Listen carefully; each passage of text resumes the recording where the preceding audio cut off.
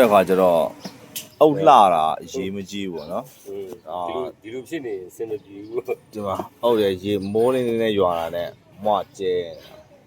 ဟုတ်လားအဲဒီမှာဖဲ့လို့ရဖဲ့လိုက်တာပဲ့တာ ဒီမလေးဒီကောင်ချေကြီးအဲ့ချေကြီး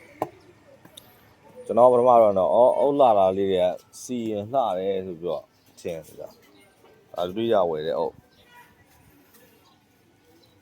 ဒီရောက်ဆိုရင်ဒါရေနူးထားကြတယ်ဒီမှာလုံးဝခြေလို့မရအောင်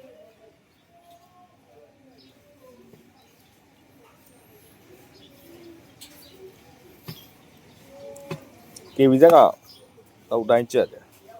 ဒီကျက်တယ်ဗောနော်သူက မီးနာဘူး အုတ်ဆိုင်ကအုတ်ကတော့မလာအောင်ဝေးတယ်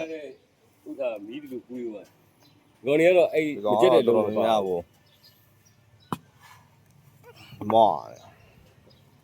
ကျွတ်လုံးလေးလည်းကြက်ပါဒါပေမဲ့မကြက်တာများဟုတ်ကဖဲ့လို့ရတယ်ဗျဒီမှာနိုင်ငံမချောရင်တော့ဒီက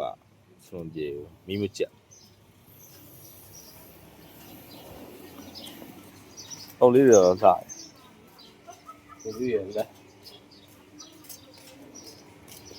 အဖဲ့တိုင်းတော့မော်ကျဲနေမီးမကြက်တာများတယ်ဒီကောင်လည်းဆိုမကြက်ဘူးမလို့ကြည့်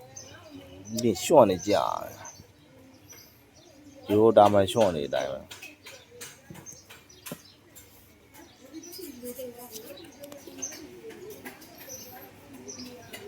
အိမ်ဆောက်တဲ့ခါမှာဘယ်အုပ်ရွေးရမလဲဆိုတာဒါသင်ခန်းစာပေါ့နော်